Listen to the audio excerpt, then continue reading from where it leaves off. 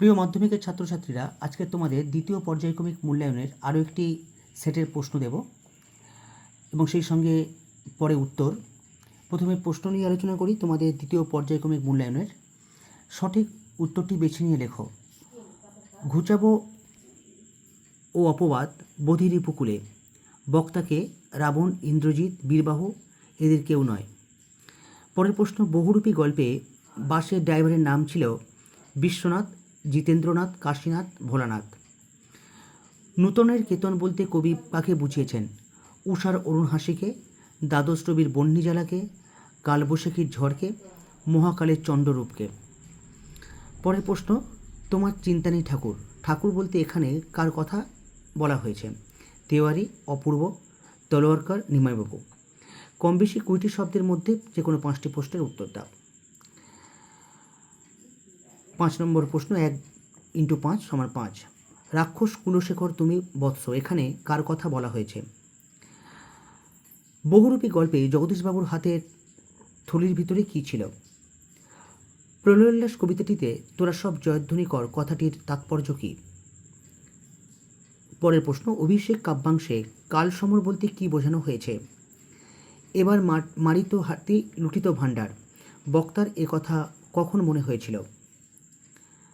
কেবল এই জন্যই যেন সে আজও বাঁচিয়ে আছে, এই জন্যই বলতে কী বোঝানো হয়েছে? প্রসঙ্গ নির্দেশপূর্বক কম বেশি 60টি শব্দের মধ্যে একটি প্রশ্নের উত্তর দাও। প্রশ্নের মান 3। এবার মহানিশার শেষে আসবে হেসে অরুণ, আসবে উষা অরুণ হেসে। মহানিশার শেষে বলতে কোন সময়কে বোঝানো হয়েছে? পঙ্ক্তিদ্বয়ের অন্তর্নিহিত বক্তব্য বিষয় আলোচনা করো। জগদীশবাবুর হাতে একটা থলি। জগদীশবাবুর হাতের থলিতে কী ছিল?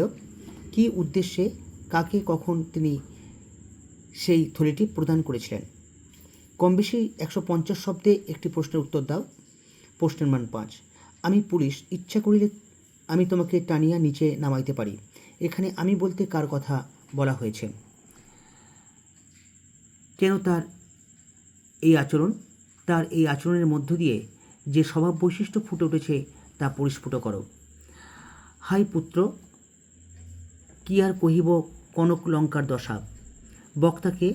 বক্তা কাকে এই কথাগুলি বলেছিলেন? বক্তার কথাগুলি শোনার পর শ্রোতার মনে প্রতিক্রিয়া কাব্যাংশ অবলম্বনে আলোচনা করো। কম বেশি 125 শব্দের মধ্যে একটি প্রশ্নের উত্তর দাও। প্রশ্নের মান 4। এই তরবারি স্পর্শ করে আমি শপথ করছি জাহাপনা, আপনি যদি মানিলোকের এরূপ অপমান করেন তাহলে আপনার সপক্ষে কখনো অস্ত্র ধারণ করব না। বক্তা কাকে কথাগুলি বলেছিলেন? বক্তা কেন কথাগুলি বলেছিলেন তা নাট্যাংশ অবলম্বনে আলোচনা করো। অমন করে ও কথা বলো না মা, বুক আমার কেঁপে ওঠে। বক্তাকে এখানে মা বলতে কার কথা বলা হয়েছে? নাট্যাংশটিতে বক্তার চরিত্রের যে বৈশিষ্ট্য ফুটে উঠেছে তার পরিচয় দাও। কম বেশি 150 শব্দে যে কোনো একটি প্রশ্নের উত্তর দাও। প্রশ্নের মান 5। বারুণের দিন গঙ্গার ঘাটে যে ঘটনা ঘটেছিল তা কণিগ্রন্থ অবলম্বনে আলোচনা করো বা নিজের ভাষায় লেখো। ফ্যাকাশে হয়ে গেল কণির মুখ, কণিকে তার মুখ ফ্যাকাশে হয়ে যাওয়ার কারণ কি? সঠিক উত্তর বেছে নিয়ে লেখো। 1 × 4 = 4। যে দ্বন্দ্ব সমাসে বিভক্তি লোপ পায় না তাকে কি বলে? একশেষ দ্বন্দ্ব, অলোক দ্বন্দ্ব, বিপরীতার্থক দ্বন্দ্ব, সমার্থক দ্বন্দ্ব। সমাস বলতে কী বোঝো? পরস্পর সন্নিহিত দুটি বর্ণের মিলন, পরস্পর সন্নিহিত দুটি পদের মিলন, পরস্পর সন্নিহিত দুটি ধ্বনির মিলন, এদের কোনোটি নয়। সব পিএইচডির আসর, বসে আঁকো প্রতিযোগিতা, এগুলি কি জাতীয় সমাসের অন্তর্গত? বহুব্রীহি সমাস, দ্বন্দ্ব সমাস, অব্যয়ীভাব সমাস, বাক্যাশ্রয়ী সমাস। কাঁচা মিঠে শব্দটি কোন সমাসের উদাহরণ? বাক্যান্বয়ী সমাস, বহুব্রীহি সমাস, অব্যয়ীভাব সমাস, সাধারণ কর্মধারয় সমাস। কম বেশি 20টি শব্দে যে কোনো 5টি প্রশ্নের উত্তর দাও। 1 × 5 = 5। উদাহরণসহ নং তৎপুরুষ সমাসটি বুঝিয়ে দাও। পরের প্রশ্ন, মধ্যপদলোপী বহুব্রীহি সমাস কি? উদাহরণ দাও। সন্ধিও সমাসের একটি পার্থক্য লেখো। রূপক কর্মধারয় সমাস বলতে কী বোঝো? উদাহরণ দাও। উদাহরণসহ দ্বিগু সমাস বুঝিয়ে দাও। ব্যাসবাক্য বলতে কী বোঝো? উদাহরণ দাও। অনধিক 150 শব্দের যে কোনো একটি বিষয়ে প্রতিবেদন রচনা করো। একজন ট্যাক্সি চালকের সততার অসাধারণ নিদর্শন বিষয়ে 150 শব্দের মধ্যে একটি প্রতিবেদন রচনা করো।